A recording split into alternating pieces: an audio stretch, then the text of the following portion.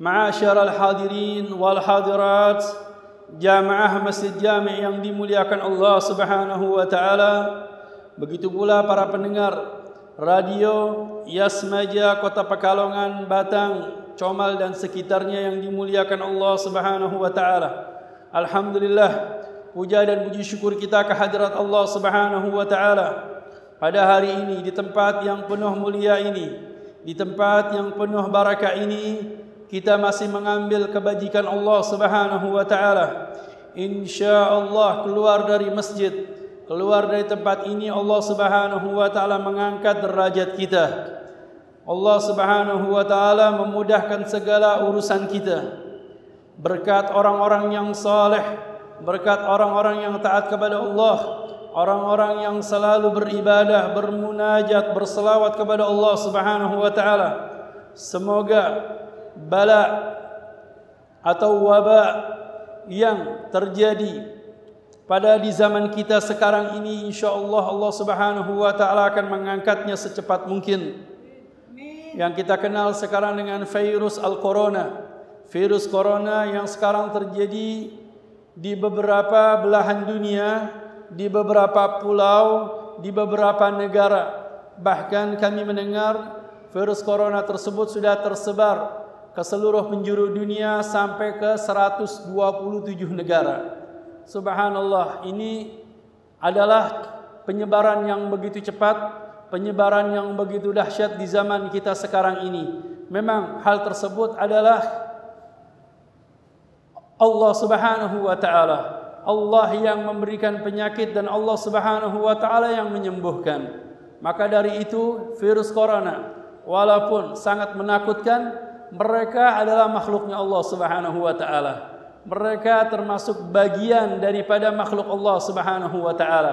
Insyaallah walaupun penyakit yang sulit bagaimanapun tetap ada penyembuhnya. Karena yang menyembuhkan adalah Allah Subhanahu wa taala.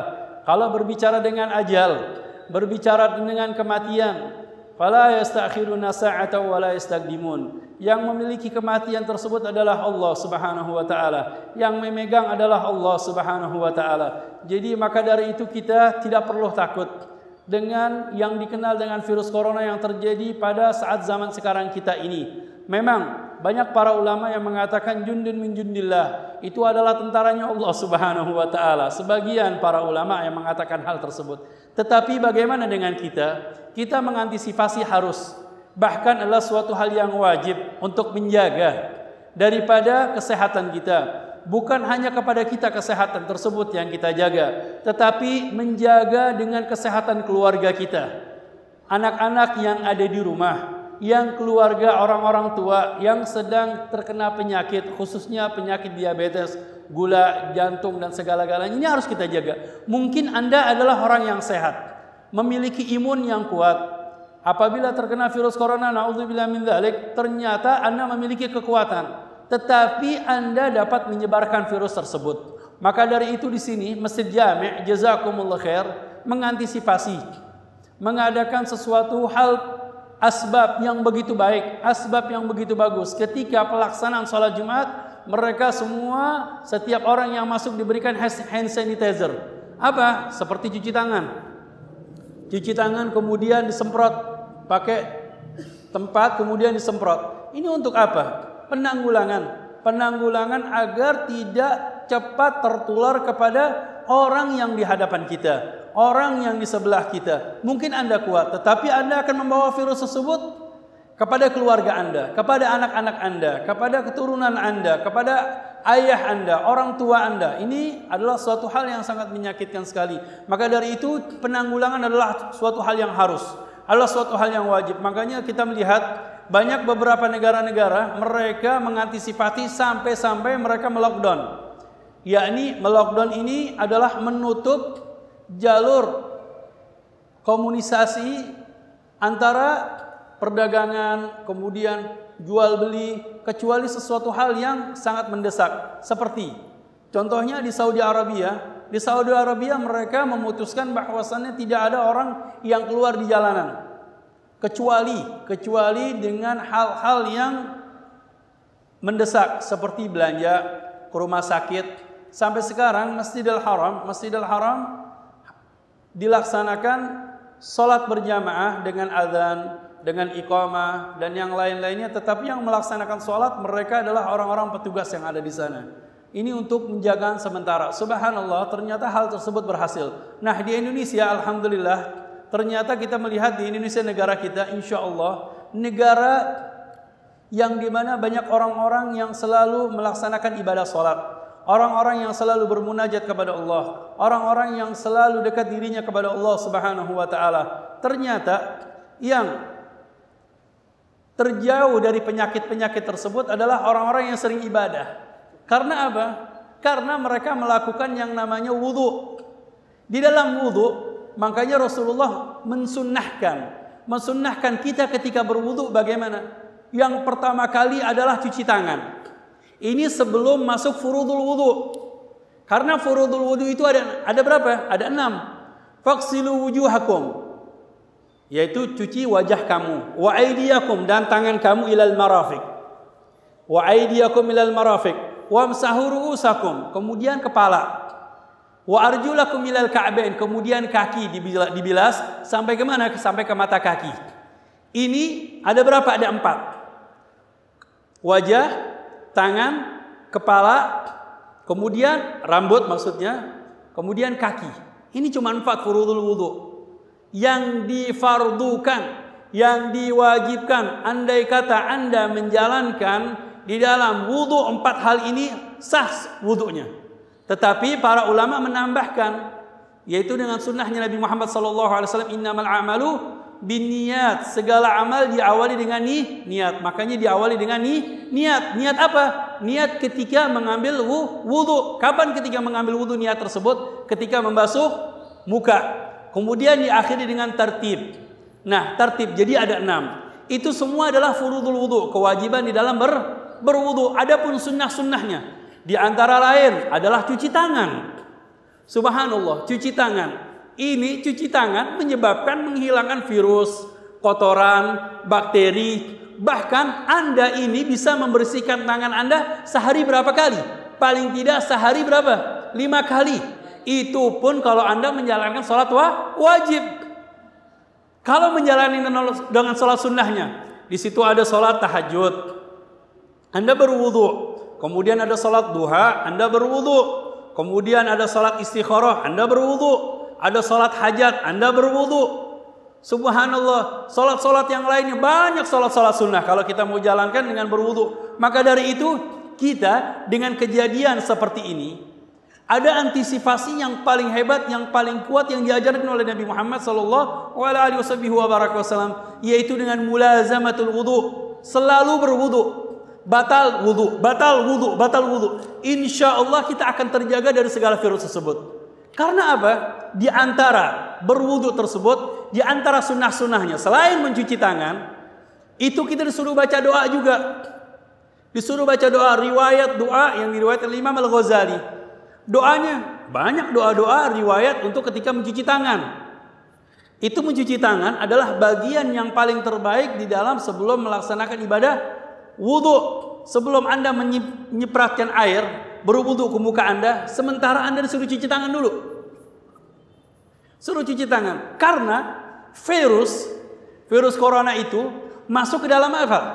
Yaitu di dalam 3 hal, di dalam rongga-rongga, di antaranya mulut, hidung, dan kedua mata.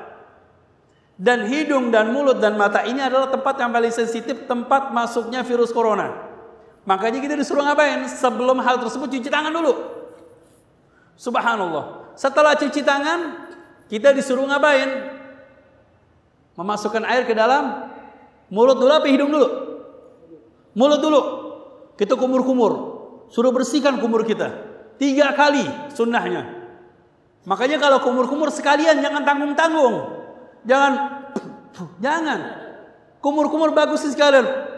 Insya Allah orang yang kumur-kumur giginya bersih, giginya sehat, nggak ada bakteri di giginya. Setelah kumur-kumur istinsyak. Istinsyak bukan memasukkan air ke dalam hidung cuman begini-gini aja. Cuman kadang-kadang orang Lah, itu air kita sedot. Kalau memang kuat, kalau memang bisa. Setelah disedot, keluarkan dari mulut. Karena apa? Bakteri yang namanya virus corona, dia akan mengendap berdiam diri di kerongkongan kita selama beberapa jam. Ada yang mengatakan, para dokter mengatakan 1 jam, ada 2 jam. Dan ketika kita berwudu, memasukkan air ke dalam hidung, itu virus corona itu akan keluar. Keluar dengan apa? Dengan air wudu yang kita masukkan air ke dalam hidung. Subhanallah, Anda tanya masalah THT. Makanya THT telinga, hidung, tenggorokan. Itu nyambung. Pernah terjadi terhadap teman saya. Ketika saya di kota Mekah, saya ketika belajar, biasa kadang-kadang kita makan bareng-bareng. Kemudian makan udang. Makan udang, ternyata kulit udang tersebut ketika dimakan nyangkut di mana? Di leher, di kerongkongan. Itu sulit sekali. Dia makan siang, itu nggak keluar. Dia muntahkan, nggak keluar. Kemudian dia makan lagi pada sore hari, nggak keluar. Dia makan pisang, nggak keluar. Minum minyak, nggak keluar juga. Sampai malam nggak keluar lagi. Sampai akhirnya dia beli daging, mungkin daging agak serat, dimakan tetap nggak keluar. Kemudian pagi-pagi dia coba beli makanan seperti bubur. Pisang yang namanya maksub. Pisang yang diolah sama bubur, sama roti, kemudian sama gishtoh, sama keju. Dimakan tetap nggak keluar. Di siang hari setelah makan siang dia ngadu sama saya, Habib, tolong nih Habib, saya dari kemarin siang sampai siang, berarti 24 jam. Ini di kerongkongan saya masih ada udang yang nyangkut. Kulit udang, gimana caranya? Saya ingat, oh iya, Rasulullah ngajarkan istinsyak. Dan kemudian ada hubungannya dengan telinga, hidung, tenggorokan. Karena saya sering istinsyak, memasukkan air ke dalam hidung, keluar dari mulut. Akhirnya saya bilang, coba jenengan wudu sudah. Seketika wudu, saya bilang, ketika berwudu, masukkan air ke dalam hidung Anda, sedot. Ketika sedot, keluarkan dari mulut. Subhanallah, baru disedot 1 kali keluar. Subhanallah, keluar. Jadi ini adalah memang yang telah diajarkan syariat Nabi Muhammad SAW, tidak pernah meleset. Nah, setelah itu bagaimana? Baru membasuh muka. Ketika membasuh muka, sempurnakan yang namanya wudu. Jangan asal prak-prak begitu aja. Enggak. Semurkan air di muka Anda, diseluruhkan ke wajah Anda. Karena apa? Insya Allah dengan membasuh muka, kemudian doa-doanya, Allah mabayid wajhi yawma tabyadu wujuh wala tusawwid wajhi. Ya Allah, putihkanlah wajahku ya Allah, sebagaimana Engkau memutihkan wajah-wajah hamba-hambamu ketika nanti di surgamu ya Allah. Wala tusawwid wujuhana, dan janganlah jadikan hambaku ini wajah yang hitam, yang gelap. Makanya orang yang sering berwudu wajahnya bersinar. Karena diselingi dengan doa, Allahumma bayyidh wajhi. Ya Allah, putihkanlah wajahku. Makanya saya sering bilang di pengajian-pengajian, khususnya buat ibu-ibu para pendengar, nih, make up yang paling terbaik. Make up yang paling terbaik, pembersih muka yang paling terbaik adalah wudu. Adalah wudu. Jadi nggak usah jauh-jauh beli make up mahal-mahal, Exedo mahal-mahal. Perbanyaklah wudu. Makanya lihat orang yang berwudu wajahnya cerah, wajahnya bersinar, wajahnya terang. Karena apa? Dia selalu berwudu. Bayangin, wajahnya dibasuh sehari berapa kali? Itu yang wajibnya aja 5 kali. Belum lagi dengan sunnahnya. Makanya orang-orang Eropa tuh kaget. Ini orang-orang Muslim kok wajahnya semuanya bersinar, wajahnya bersih, orangnya bersih. Ternyata mereka sering membasuh wajah mereka, badan mereka sehari berapa kali? Sehari 5 kali dengan sunnah-sunnahnya, sampai 3 kali. Kalau mereka kadang-kadang mandi berapa kali? Mandi kadang-kadang seminggu sekali, seminggu 2 kali. Akhirnya yang terjadi bagaimana? Penyakit yang datang kepada mereka. Makanya lihat di Italia. Di Italia mereka meremehkan yang namanya virus corona, dan kemudian mereka kebanyakan bukan umat Islam. Akhirnya yang terjadi, yang paling banyak yang terkena di dalam penyakit tersebut COVID-19 kebanyakan dari mana? Golongan orang-orang yang bukan Muslim. Tetapi orang-orang yang Muslim insya Allah terjaga oleh Allah Subhanahu Wa Taala. Tetapi saya katakan mengantisipasi harus, mengantisipasi wajib. Makanya para ulama-ulama mengatakan, ada sebagian para ulama mengatakan, bagi orang yang tua, bagi orang yang sakit, sholat di rumah. Untuk apa? Mengantisipasi. Mengantisipasi untuk penjagaan. Karena apa? Kadang-kadang ada orang tua yang lemah, yang lemah mudah terkena penyakit. Makanya suruh salat di rumah. Karena apa? Ada kaidah daf'ul mafasid muqaddam min jalbil masalih. Menjaga, menolak daripada mafasid, kerusakan, mencegah itu lebih afdal daripada jalbul masalih, maslahah. Naam, salat berjamaah sunnah, tetapi ada lagi untuk menjaga kesehatan adalah suatu hal yang wajib. Nah, maka dari itu alhamdulillah di sini Masjid Jami' kita dari masjid-masjid yang lain mereka masih tetap berzikir, kemudian melaksanakan salat berjamaah, kemudian dengan mengantisipasi itu adalah suatu hal yang harus. Kemudian banyak-banyak minum vitamin. Insyaallah vitamin-vitamin yang ada di Indonesia banyak. Di antaranya kunyit, katanya obat yang paling afdal. Kemudian jahe, insyaallah rempah-rempah yang Indonesia nggak ada yang ketinggalan. Semuanya rempah-rempah yang ada di Indonesia adalah penolak dari segala penyakit. Makanya insyaallah di Indonesia orang-orang semuanya terjaga oleh Allah Subhanahu wa taala dari segala penyakit tersebut. Nah, kemudian di situ baru furudul wudu tadi apa? Membasuh muka. Setelah membasuh muka banyak lagi sunnah-sunnahnya. Apa di antaranya? Menyempurnakan wudu semuanya. Ya, muka. Ya, kemudian celah-celahnya juga, ya, celah-celah kemudian yang ada di hidung itu semuanya kita bersihkan. Untuk apa? Ngurangin itu virus-virus semuanya. Makanya apa? Kita disuruh ngapain? Sering apa? Cuci tangan. Nah loh. Untuk menghilangi virus disuruh sering-sering cuci tangan. Cuci tangan di mana? Di tempat air yang mengalir katanya. Ternyata kita sering berwudu di tempat air yang mengalir. Cuci tangan, basuh muka. Subhanallah, itu adalah bagian-bagian yang sensitif. Kalau bagian di badan, yang di dalam badan, mungkin kita terjaga dengan pakaian, dengan baju. Tetapi yang tampak muka, telapak tangan, kaki, itu bagian yang tampak. Makanya selalu apa? Dibasuh, dicuci, dibersihkan. Itulah hikmahnya Allah Subhanahu wa taala memberikan wahyu kepada Nabi Muhammad sallallahu alaihi wasallam. Makanya saya katakan agama Islam, umat Islam yang rajin beribadah, insya Allah mereka akan terjaga dari segala penyakit. Dan kemudian berkat orang-orang yang saleh, berkat orang-orang yang selalu bermunajat kepada Allah Subhanahu wa taala. Sayyidina al-Imam Al-Habib Abdullah bin Al-Haddad beliau mengatakan walawlahum bainal anami laduk dikat jibalun wa ardun lirtikabil khati'ati. Ini maksudnya bagaimana? Kalau bukan karena mereka orang-orang yang saleh, orang-orang yang selalu dirinya dekat kepada Allah, yang selalu bermunajat, ini orang-orang soleh minta sama Allah. Mereka bermunajat, mereka sholat tahajud, mereka berdoa, mereka baca sholawat, baca dalail, kemudian baca manaqib Syekh Abdul Qadir Jilani, tawasul kepada Nabi Muhammad SAW. Semoga bala yang ada di muka bumi ini diangkat. Ini yang berdoa siapa? Mereka orang-orang soleh. Laduk dikat, maka mereka berdoa meminta kepada Allah Subhanahu wa taala. Karena apa? Jibalun wa ardun, gunung, bumi itu semuanya lagi ngambek. Ngambeknya apa? Lagi murka. Dengan apa? Perbuatan daripada hamba-hamba Allah Subhanahu wa taala, manusia yang berbuat salah, yang berbuat dosa, yang berbuat maksiat. Makanya jangan kaget kalau di situ ada tsunami, kalau terjadi gempa, kalau terjadi murka Allah Subhanahu wa taala, gunung meletus. Ini dari mana?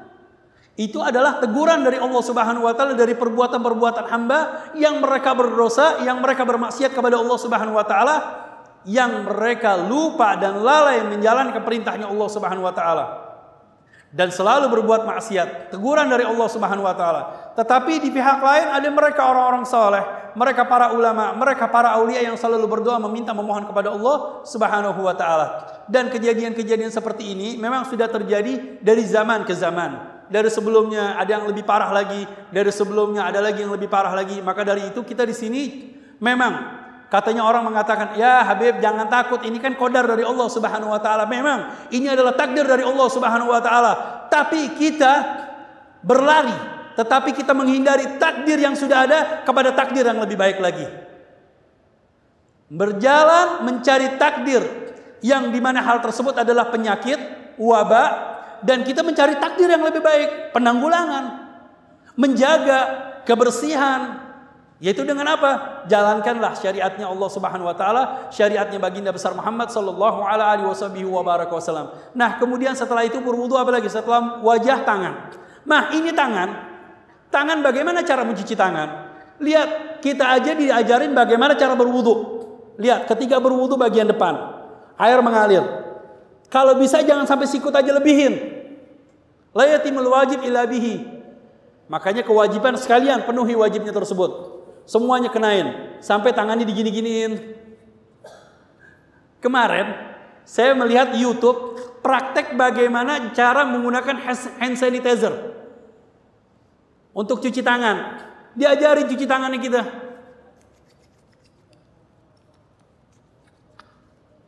Ini semuanya ajaran Islam. Sebelumnya kita berwudu disunahkan bagaimana? Suruh wudu. Suruh tahlil, lihat. Kuku-kuku apa semuanya. Sudah diajarin sama Islam. Cuman kadang-kadang kita umat Islam lupa bagaimana mempraktekkan syariat Islam yang terbaik yang diberikan Allah Subhanahu wa taala. Sudah? Setelah itu apa?